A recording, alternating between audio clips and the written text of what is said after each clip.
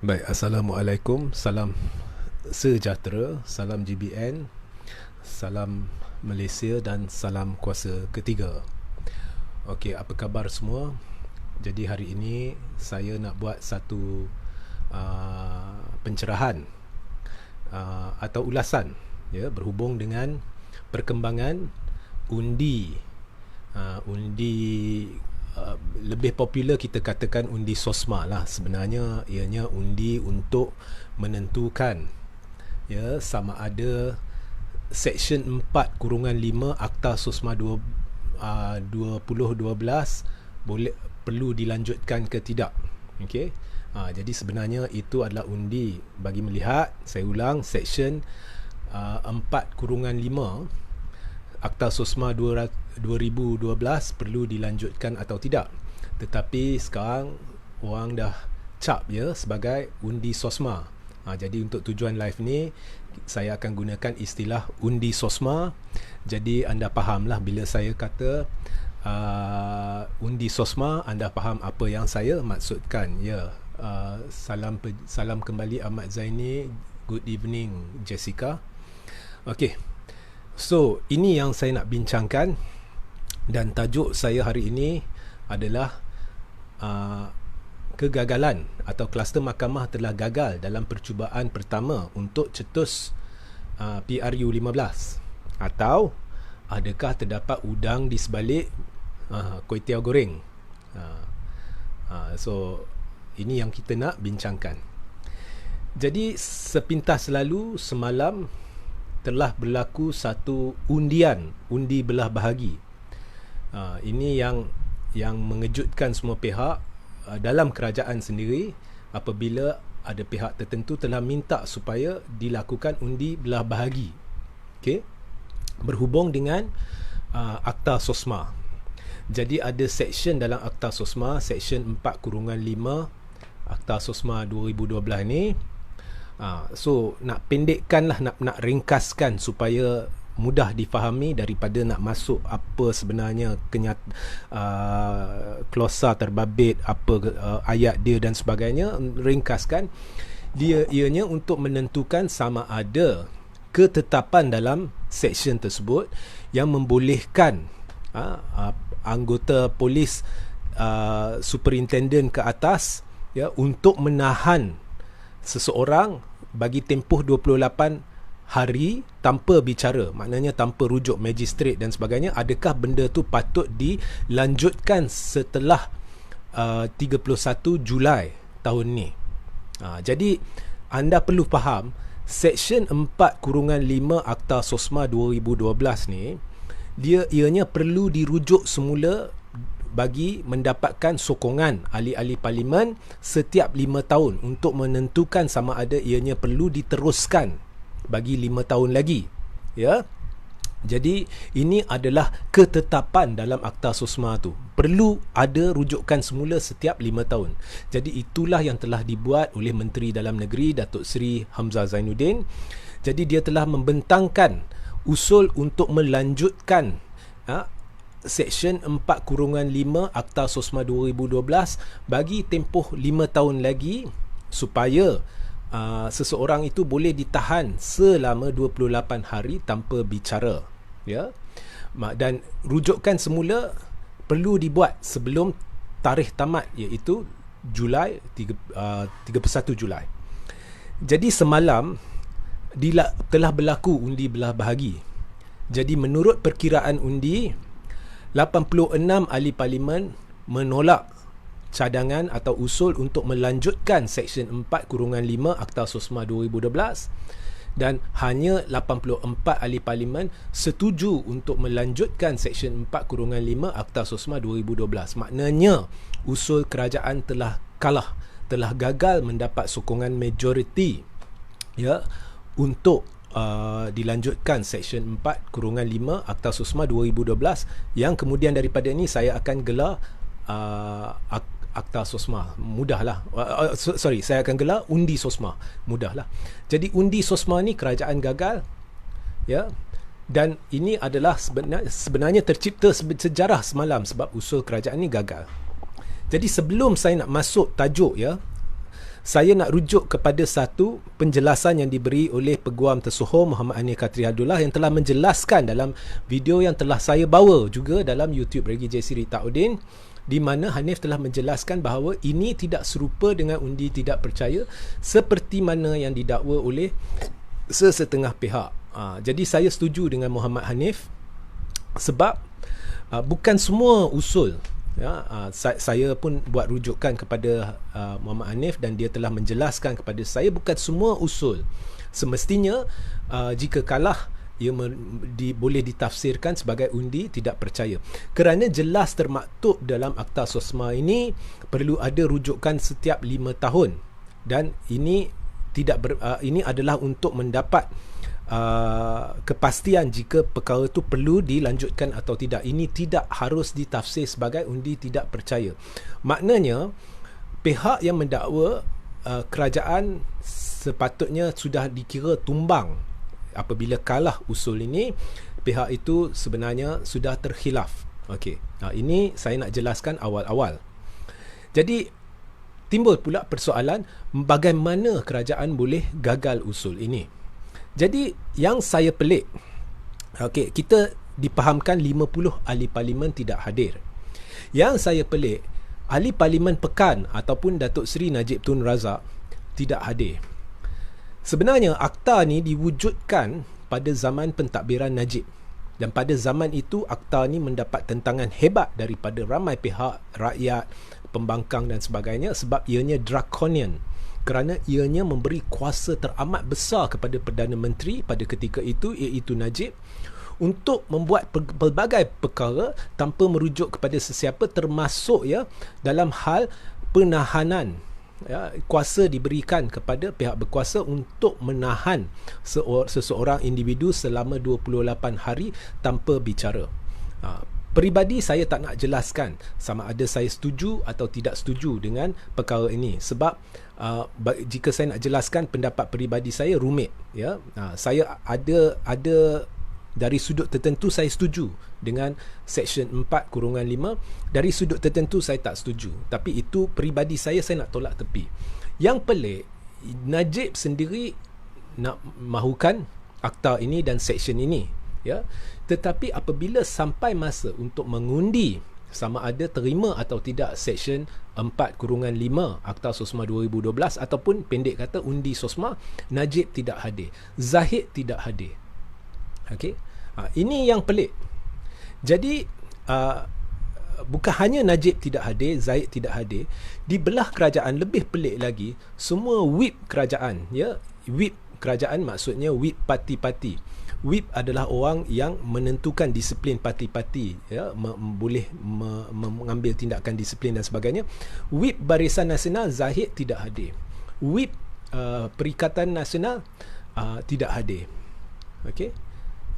Whip PAS lah, Zawawi, Muhammad Zawawi tidak hadir. Whip PPBM tidak hadir. Okey. Dan yang lebih pelik lagi, Whip PKR tidak hadir. Okey.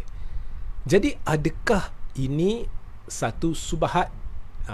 Ini saya ajukan persoalan. Adakah benar ini sejajar dengan apa yang telah saya cadangkan sebelum ini? Mungkin ada subahat PKR dengan kluster mahkamah untuk cetuskan PRU. Sebab dulu saya dah beritahu PKR ataupun Kem Anwar dengan kluster mahkamah ini, dia nak PRU awal. Anda setuju dengan saya, tak setuju dengan saya, Kem Anwar nak PRU awal. Of course dia tak boleh beritahu kepada penyokong dia. So disebabkan Anwar sedar tidak ada cara lain dia boleh jadi Perdana Menteri. Itu yang saya difahamkan dan saya secara peribadi percaya. Jadi saya difahamkan ada persetujuan yang longgar antara kluster mahkamah dengan Kem Anwar. Selepas BRU 15, andai kata tidak ada mana-mana pihak yang menang pilihan raya, jadi mereka boleh pertimbang kerjasama, di mana jika BN dapat undi lebih, BN akan tentukan siapa calon PM. Jika PH dapat undi lebih, PH akan tentukan siapa calon PM. Jadi pelik tak pelik, ramai di individu-individu penting di dalam PKR ni tak hadir. Whip dia tak hadir. Okay.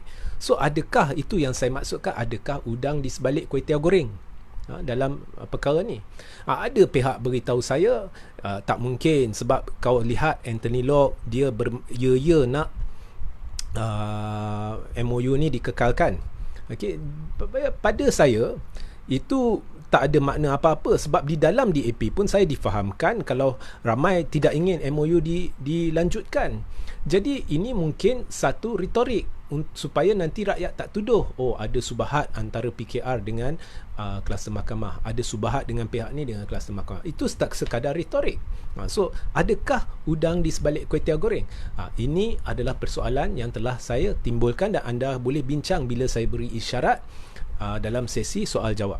Okey, itu satu kemungkinan. Dan apa pun, kita jangan kita beralih daripada kemungkinan ini, kita beralih daripada teori konspirasi, dan kita lihat apa yang nyata. Apa yang nyata adalah percubaan, jika ada percubaan kluster mahkamah, jika ada, untuk mencetuskan PRU awal. Percubaan, jika ada percubaan ini adalah percubaan pertama dan nampaknya sudah gagal. Sebab apa? Kluster mahkamah, khususnya Zahid, telah keluar kenyataan abaikan MOU. Anwar Musa, walaupun Anwar Musa bukannya kluster mahkamah, Anwar Musa turut tidak hadir dalam Dewan pada sesi pengundian. Dan Anwar Musa kata apabila ramai dalam PH tidak menyokong, sama ada tidak hadir atau tidak menyokong undi SOSMAH ini, mereka telah melanggar peruntukan RUU. Dan Anwar Musa kata RUU ni kira MOU sudah terbatal, jadi kita harus buat persiapan untuk PRU 15. Itu Anwar Musa kata. Zahid nampaknya bersetuju dan berkata MOU ni kira boleh tolak tepi. Sebenarnya mereka sudah terkhilaf terus, sebab di dalam MOU ni ada peruntukan yang menetapkan bahawa usul-usul seperti usul untuk melanjutkan Seksyen 4/5 Akta SOSMA 2012 ni, sebelum ianya dibentangkan, perlu terlebih dahulu dibincangkan dengan Pakatan Harapan, dan perkara ini gagal dilakukan. Jadi dari situ sahaja, apabila Pakatan Harapan telah menolak usul ini, mereka sebenarnya tidak melanggar MOU. Jadi dari sudut teknikal, dari sudut ketetapan MOU ni masih dikira tidak terbatal ataupun hidup. Dan perkara ini juga telah dijelaskan oleh Muhammad Hanif Katri Abdullah, yang berkata di dalam MOU ni ada penetapan usul-usul jenis apa yang wajib disokong oleh Pakatan Harapan. Tidak semestinya semua usul disokong oleh Pakatan Harapan. Jadi saya lihat ada elemen spin yang datang dari UMNO. Kononnya Pakatan Harapan telah melanggar MOU, ini adalah kepalsuan. Jadi yang saya lihat ada percubaan daripada kluster mahkamah untuk mencetuskan PRU, tetapi nampaknya percubaan pertama ini gagal. Okey. So, ada dua perspektif sini. Perspektif pertama, kluster mahkamah telah cuba untuk cetus PRU, tetapi percubaan ini gagal.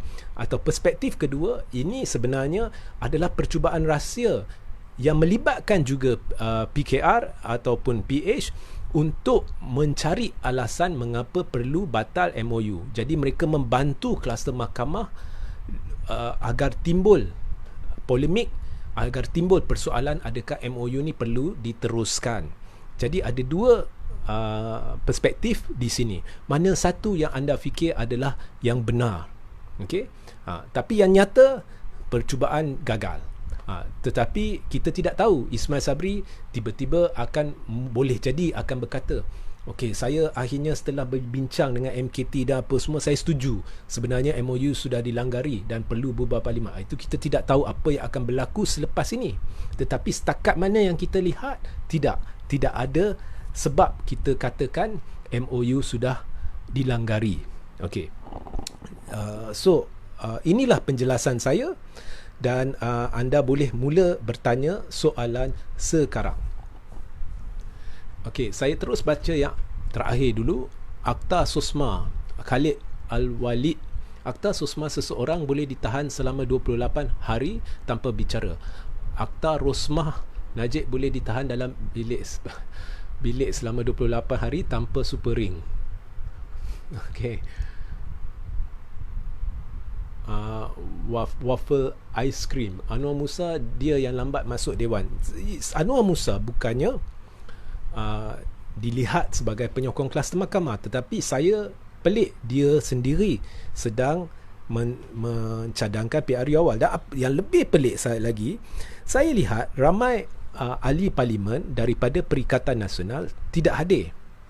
Jadi ada pihak yang telah mencadangkan kepada saya, sebenarnya ada ramai di dalam PPBM ni secara rahsia dia menyokong sekarang ni UMNO. Jadi bila parlimen dibubarkan, tidak mustahil akan berlaku aksi-aksi lompat katak di mana mereka ni akan beralih pergi ke UMNO. Itu adalah satu cadangan yang telah diberi kepada saya. Sebab saya rasa semua tahu akan berlaku undian SOSMA ni, tetapi ramai ahli parlimen Perikatan Nasional tidak ada. Adakah ini disengajakan? Fikir-fikirkanlah. Jadi saya ke atas sikit. Okey.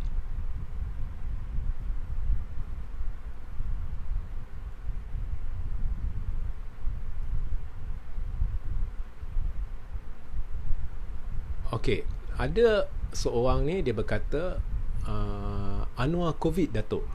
Saya tak dengar pun Anwar Covid, tetapi itu tolak tepi. Anwar Covid ke tak Covid ke, tetapi kenyataan dia menyokong pembubaran awal dan kenyataan dia terkhilaf. Kononnya MOU ni terbatal. Dari sudut peruntukan MOU ni salah. MOU tidak terbatal. Okey, saya terus ke bawah. MBL Kirawang. Ya, ahli parlimen memang tahu ada pengundian.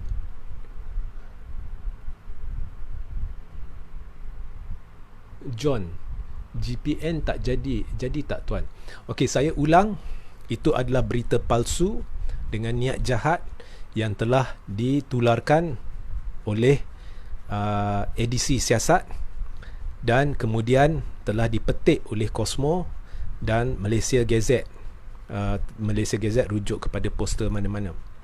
Saya telah beri notis kepada Cosmo dan Malaysia Gazette untuk memperbetulkan keadaan dengan merujuk kepada kenyataan media saya. Setakat ini yang last saya cek, tidak ada apa-apa tindakan. Jadi dalam tempoh 24 jam hingga 48 jam ni, jika saya lihat tidak ada apa-apa tindakan, saya akan bincang dengan pihak yang berkaitan sama ada perlu dibuat langkah lanjut atau tidak. Okey. So berita palsu dah dijelaskan sejelas-jelas mungkin, ya.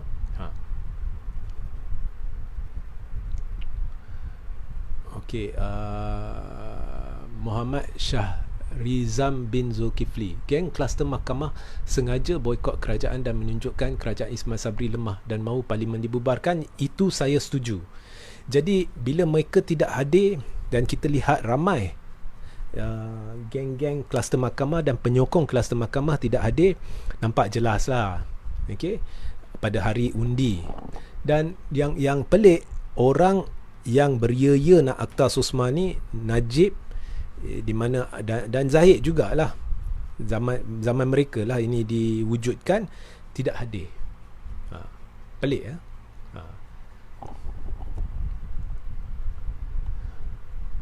Raymond CW, Tuan RJ ada puak dalam pihak kerajaan kata pembangkang biadab. Apa yang biadab di pihak pembangkang, boleh ulas? Saya tak tahu. Sebab saya lihat ramai di dalam pihak kerajaan biadab. Saya lihat kucak-kacirkan persidangan parlimen ramai dari blok kerajaan. Bila Tajuddin kadang-kadang hujah dia serupa tak ada hujah, biadab. Itu pandangan saya lah. Ramai ya, biadab. So saya tak tahulah mereka rujuk kepada siapa yang biadab. Mungkin ada yang biadab dalam pembangkang, saya tak nafikan, tetapi kita betulkan diri kita dululah sebelum tuding kat orang lain. Tun Perak, USD 23 million untuk batu permata Rosmah hasil rompakan duit YMDB. Kenapa SPRM tak buka kesiasatan? Kenapa SPRM tak buat banyak perkara sampai hari ini tak terjawab? Kenapa SPRM tak buka kertas siasatan untuk menyiasat dakwaan Hamid Bado sampai hari ini tak terjawab? Jadi SPRM, saya dah lama hilang keyakinan terhadap agensi ini. Ya. Maliki Mikhail, kalau ada PRU 3-4 bulan ni memang pembangkang akan kalah. Okey, andai kata apa yang kita lihat melibatkan parti alternatif, saya tak nak cerita pembangkang, saya tak nak cerita Pakatan Harapan. Jadi apa yang kita lihat parti alternatif ni, jika status adalah sama seperti PRN Johor di mana tidak ada apa-apa formula dan sebagainya, andai kata sekarang ni masih tidak ada formula, sebab apa yang berlaku di belakang tabir saya tak tahu, I'm not informed. Tetapi jika status dia sama dan jika PRU diadakan sekarang, pembangkang secara keseluruhan termasuk parti-parti alternatif ni tidak ada harapan, atau harapan tipis, untuk terlalu tipis untuk menang, ya, dan ramai tidak akan keluar. Ini pandangan peribadi saya, ya. Din Mao, dulu siap berdemo nak PRU 14, sekarang goyang ke bubar je lah. Perlu saya bawa perhatian anda kepada perhatian anda, parti-parti alternatif ini akan meraih banyak kerusi, tetapi tak cukup jika formulanya sama seperti PRN Johor, tidak ada formula baru, ianya tidak cukup untuk ganggu gugat Barisan Nasional. Jadi jangan salah tafsir pendapat saya, ya. Ahmad Tamizi Abu Seman, apa komen RJ tentang kenyataan media senator pendek tepuk meja saran ahli parlimen bersatu yang tidak hadir semasa undian tidak layak jadi ahli parlimen di PRU 15? Okey, saya setuju, tetapi saya juga setuju bahawa semua ahli parlimen yang tidak hadir tanpa sebab yang munasabah, ya, di blok kerajaan lah. Dan juga pembangkang. Sebab apa?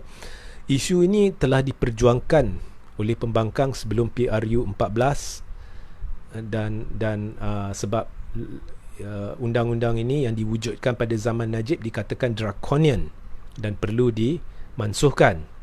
Dan selepas PRU 14 pun PH telah banyak berbincang berhubung dengan nak mansuhkan SOSMA, mati-matian nak mansuhkan SOSMA.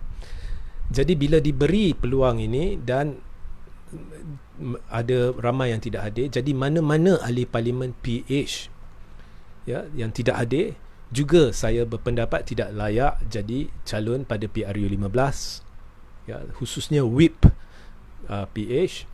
Kemudian di dalam kerajaan pula memanglah mana-mana ahli parlimen yang tidak hadir, bukan hanya bersatu, semua yang tidak hadir untuk mempertahankan kerajaan, saya rasa sudah sampai masanya satu pendirian dibuat oleh parti-parti berkaitan untuk tidak mencalonkan mereka dalam PRU 15. Jadi saya setuju, tapi saya nak sebut ini termasuk ahli-ahli parlimen PH yang tidak hadir tanpa sebab munasabah.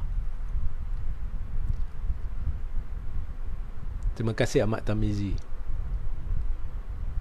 MBI Kirawang, UMNO tak payah tunggu umumkan PR, cuma buat macam dia tarik diri macam Muhyiddin. Kan saya tak faham sangat, tetapi UMNO atau kluster mahkamah, bagi saya yang nyata depan mata adalah percubaan setakat ini percubaan kluster mahkamah untuk cuba cetus PRU 15 sudah gagal.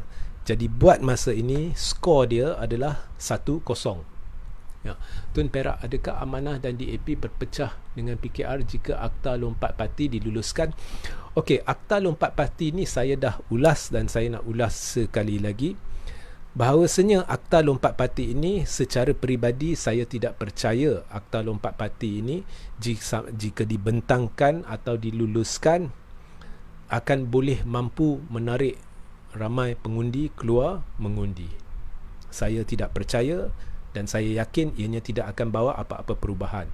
Logik yang saya nak sampaikan kepada anda mudah. Adanya, andai kata sekarang masih wujud Pakatan Harapan seperti dulu, ianya masih DAP, PKR, Amanah dan Bersatu, tak ada perubahan dari dulu, andai kata.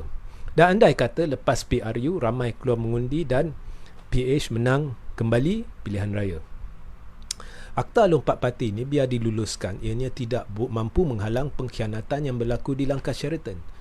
Bersatu masih boleh keluar daripada gabungan dan meruntuhkan kerajaan. Jadi kerajaan masih boleh runtuh dalam pelbagai cara jika majoriti dia tak cukup kuat.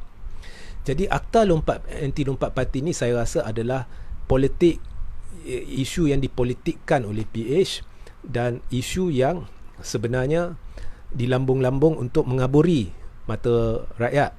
Hakikatnya yang boleh menarik orang keluar mengundi, dan mesej ini jelas diberikan di PRN Johor, ialah mana-mana kumpulan yang boleh menampilkan satu formula yang boleh meyakinkan rakyat bahawa mereka tidak akan berpecah dan mereka mampu menubuhkan kerajaan dengan majoriti yang cukup besar untuk mengurangkan risiko berlakunya keruntuhan kerajaan menerusi pengkhianatan.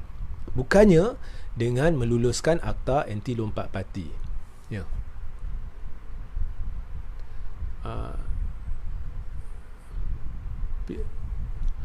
Robota. PRU BN menang pelabur lari, negara bankrupt kerana takut dengan parti penyamun. Betul tak? Betul. Setujulah. Ahmad Tamizi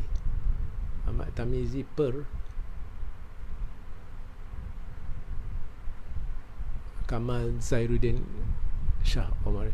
Rafizi mahu PKR bergerak solo. Apa pandangan saudara RJR impak kepada PH dan Anwar dengan cadangan Rafizi ini? Kita lihat masa sebelum Rafizi bersara mengambil cuti politik, ada satu PRK, tak silap saya, dia berkempen memang kempen, ya. Kita lihat kempen dia tu, walaupun nampaknya hebat, tidak membawa sebarang kesan. Kita lihat Rafizi ni banyak teori dia, langkah dia semuanya gagal, termasuk kegagalan yang paling besar, langkah Kajang. Jadi sekarang Rafizi nak buat langkah baru, dia nak buat bawa PKR solo ke, dia nak bawa PKR kat mana ke. PKR sudah tidak diterima rakyat dan ini telah ditonjolkan menerusi 4 pilihan raya. Jadi Rafizi yang kononnya selalu suka merujuk data, fakta dan sebagainya, saya sarankan Rafizi rujuk kepada data ni. Dan ada baiknya juga PKR menggunakan logo sendiri di PRN Johor, sebab sekarang kita ada data. Biar PKR menjarakkan diri dari DAP dan Amanah pun rakyat tak terima. Jadi ini bukan lagi soal rakyat nak PKR solo ke, rakyat nak PKR dengan PH ke. Rakyat tolak PKR. Ya, dan Rafizi kena terima kenyataan ini, jangan berpandu kepada persepsi, ya, benda-benda lain, because akhirnya akan makan diri. Ya. Baharin Abu Bakar, adakah pejuang hanya berjuang untuk menawan Putrajaya sahaja atau bersama rakyat untuk menaikkan taraf kehidupan di masa hadapan? Babak parti pejuang apakah misi dia, visi dia, saya kurang arif benda ni. Saya jangka pejuang berdasarkan apa yang saya faham, dia adalah parti yang ingin berjuang demi rakyat, bangsa, agama, negara, untuk menegakkan kebenaran, untuk untuk menitik beratkan isu-isu rakyat, ya. Bukan hanya sekadar nak masuk Putrajaya, kerana inilah nilai-nilai yang telah diterapkan oleh Tun Mahathir, ya. Jadi saya percaya itu adalah hala tuju pejuang, Tapi sebetul-betulnya anda perlu rujuk kepada pejuang. Anita Abdullah, jika PPBM team up dengan dalam GPN. Okey, jangan sebut GPN. GPN adalah cadangan saya dan kita tidak tahu. It's Noktah already. So ini hanya cadangan yang keluar dari kepala saya dan Noktah. Saya dah buat cadangan tu, tetapi saya fahamlah anda sedang okey. Jika PPBM team up dalam GPN, tetap dia boleh lompat gitu ke, so no point PPBM to be part of GPN. No, that is not right. Itu tak betul. Saya dah jelaskan, saya dah kata dengan jelas, misinya bukan untuk memastikan semua parti dalam situ tidak akan lompat keluar. Is impossible you can do. Misinya adalah untuk memberi satu formula yang meyakinkan rakyat bahawa gabungan ini mampu membentuk kerajaan yang boleh mendapat majoriti besar. Sama ada gabungan ini menang terus pilihan raya dengan majoriti besar, atau dia jadi kingmaker yang cukup kuat sehingga banyak parti akan berdamping dengan dia dan akhirnya mendapat majoriti besar.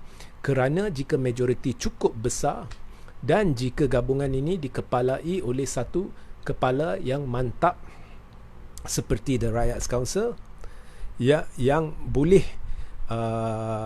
mentadbir gabungan ini dengan berkesan, dengan majoriti besar itu, andai kata berlaku pengkhianatan, ianya tidak boleh mengganggu gugat kerajaan. Jadi bila rakyat ada keyakinan itu, baru rakyat akan keluar mengundi. Itu yang saya beritahu.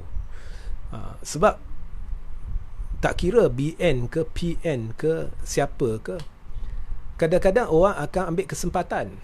Cuba lihat Barisan Nasional. Bila Barisan Nasional kalah PRU14, apa yang berlaku?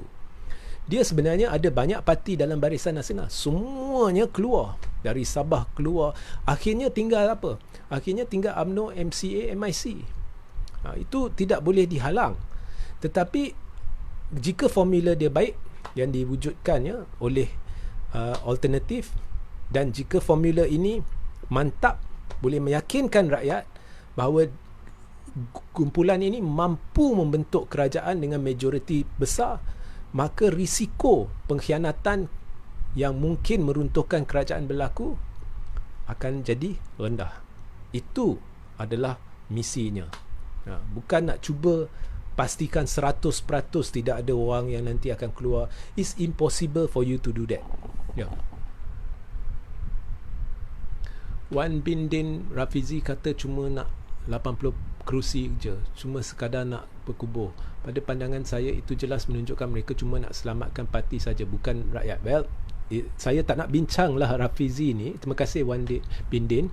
Sebab okey lah, saya tak nak kritik Rafizi, sebab tak ada sebab saya nak kritik. Tapi ramai duk tanya-tanya, okay, I give you my personal opinion. I think Rafizi is talking nonsense. Ini adalah semua propaganda. Okay. Tapi terima kasih Wan bin Din. Ahmad Tamizi Abu Seman, harap Mahkamah Persekutuan dapat percepatkan keputusan kes Najib supaya dia cepat masuk ke dalam penjara, baru selesai kod huru-hara di negara ni. Banyak perkara yang berlaku sekarang melibatkan Najib. Saya tertanya-tanya, ramai tertanya-tanya, bagaimana benda ni boleh berlaku? Dia boleh berjalan sana sini, dia boleh komen sana sini. Dan pelik bila kita lihat media-media tertentu asyik menaikkan status Najib, membawa kenyataan Najib.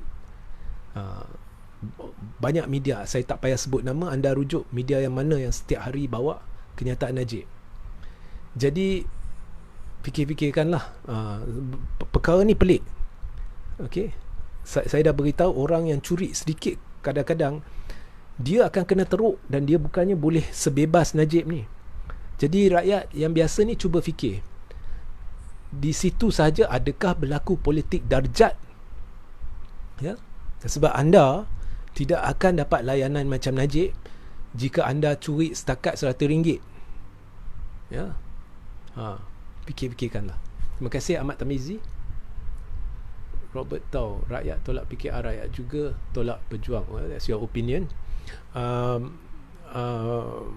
anda boleh rujuk video-video saya berhubung analisis PRN Johor di YouTube Regi J. Siri Taudin, dan anda wajib rujuk video saya semalam di YouTube Regi J. Siri Taudin, di mana saya menjelaskan sejelas-jelas mungkin Najib kantoi sekali lagi dalam percubaan untuk menjelaskan isu hutang 1MDB dan menjawab kepada Robert Tau. Okey, bila saya kata rakyat tolak PKR, dia kaitkan dengan pejuang, barangkali dia kaitkan dengan keputusan PRN Johor. Pertama sekali, PRN Johor tidak akan membayangkan keputusan PRU 15. Saya yakin pejuang akan dapat sejumlah kerusi tertentu yang memberangsangkan di dalam PRU 15. Percayalah. Okey. Cuma dengan formula yang ada sekarang, ya sebenarnya tak ada formula lah. Setakat yang saya tahu, ianya tidak mungkin mengganggu gugat, cukup untuk mengganggu gugat BN. Melainkan ada diwujudkan formula baru. Tetapi Robert tahu, sebelum anda membuat perbandingan PKR dengan pejuang, anda perlu maklum bahawa PRN Johor menunjukkan ramai tidak keluar mengundi, dan ini adalah harapan besar buat parti-parti seperti Pejuang Warisan, kerana ramai tidak keluar mengundi kerana mereka tidak lihat apa-apa formula baru yang dibawa oleh parti-parti alternatif. Tetapi 4 pilihan PKR adalah parti lama. PKR tak perlu nak tonjolkan formula baru ke formula lama ke, dia ada formula dia memang dengan Pakatan Harapan. So ini dah fix. Dan dengan formula ini dah 4 pilihan raya besar di mana rakyat menolak PKR bulat-bulat, termasuk di Sabah, di mana beberapa hari sebelum PRN Sabah, Anwar mengumumkan dia ada majoriti untuk jadi PM, ditolak terus oleh rakyat. Ini adalah satu tamparan bagi PKR dan Anwar. Dan seharusnya Anwar berundur, kerana ini adalah tamparan dalam tempoh 5 tahun yang PH sekarang ni sepatutnya berkuasa. Kalau BN tak ambil alih kerajaan menerusi pintu belakang, sepatutnya PH berkuasa. Okey?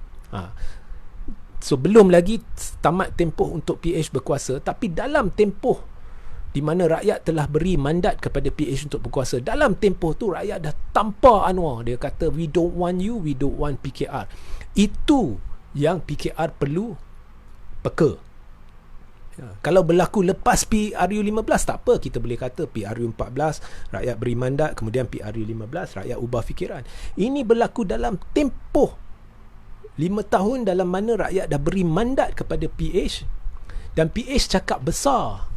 Dia kata, sebab Tun tak beri kuasa kepada Anwar, sebab itu semua ni berlaku. Pertama sekali, itu adalah penipuan. Surat perjanjian di dalam PH ni sudah didedahkan, dan surat ini didedahkan oleh Khairuddin Abu Hassan, ya, di mana jelas menunjukkan retorik PKR, retorik Anwar, kononnya ada perjanjian melibatkan Tun yang berkata Anwar akan diberi kuasa Perdana Menteri selepas 2 tahun adalah palsu semata-mata, ya, adalah penipuan Anwar sendiri. Dah jelas dibongkarkan oleh Khairuddin Abu Hassan. Itu yang saya faham, sebab saya yang bantu bawa untuk dia. Kemudian dalam tempoh sekarang Tun bukan lagi pengerusi PH. Jadi patut, jika benar rakyat nak PKR ni, inilah peluang keemasan. Jadi Sabah bila Anwar umum dia ada majoriti ni, patut PKR sapu terus Sabah. Tapi apa yang berlaku? Lepas Anwar umum, PKR hangus di Sabah. Jadi rakyat bukan bodoh. Rakyat tak nak Anwar jadi PM. Ahli-ahli parlimen tak nak Anwar jadi PM. Percubaan berulang kali nak dapat akuan bersumpah, gagal. Jadi itu yang PKR perlu peka. Pejuang tak pernah ada mandat dari rakyat sebelum ni, dan dia hanya membuat kemunculan pertama di Johor, ya. Jadi saya rasa hujah anda tu biar bijak sikit, ya. Saya terus ke bawah. Ken Chong Eng, Najib buat negara lebih keburukan. Setuju tak setuju? Farid Hemizam, jika akta lompat parti diluluskan, apa akan berlaku jika ahli parlimen tetap tak nak teruskan dengan parti dia menang? Bukankah pilihan raya kecil perlu diadakan? Saya tak faham akta anti lompat parti ni apa intipati dia. Tetapi jika anda menang, saya pemahaman kasar saya, apa yang mereka perjuangkan, jika anda menang atas tiket parti tertentu, maka anda perlu kekal dengan parti itu. Itu yang saya faham lah. Jadi saya tidak tahu jika orang tu tak puas hati dengan parti ni dan dia keluar dari parti, adakah itu dianggap satu kesalahan? Bagi saya, bila kita kata anti lompat parti, ianya membawa maksud anda lompat dari parti A masuk parti B. Jadi bagi saya secara peribadi, jika seorang menang atas tiket satu-satu parti, kemudian parti dia dah menyimpang dan dia tak suka parti dia dan dia keluar parti dan jadi ahli parlimen bebas, itu tak jadi masalah. Tetapi apa pun, ya, akta anti lompat parti tidak boleh sama sekali menghalang pengkhianatan yang boleh mampu meruntuhkan kerajaan ala langkah Sheraton. Jika contohnya ada satu parti yang keluar dari gabungan sehingga runtuh kerajaan, akta anti lompat parti ni berdasarkan pemahaman saya tidak boleh halang perkara ni. Pendekar Laut, okey, terakhir ya. Ini saya tak nak layan lah propaganda apa semua ni. Okey, so sebentar lagi saya akan letak link saluran Telegram saya, Regi J. Siritaudin, di ruang tajuk, dan artikel-artikel berkaitan link dia di ruang tajuk. Jadi anda rujuk kepada link-link berkenaan, dan sehingga kita berjumpa di lain masa. Assalamualaikum, salam sejahtera, salam GBN, salam Malaysia dan salam kuasa ketiga.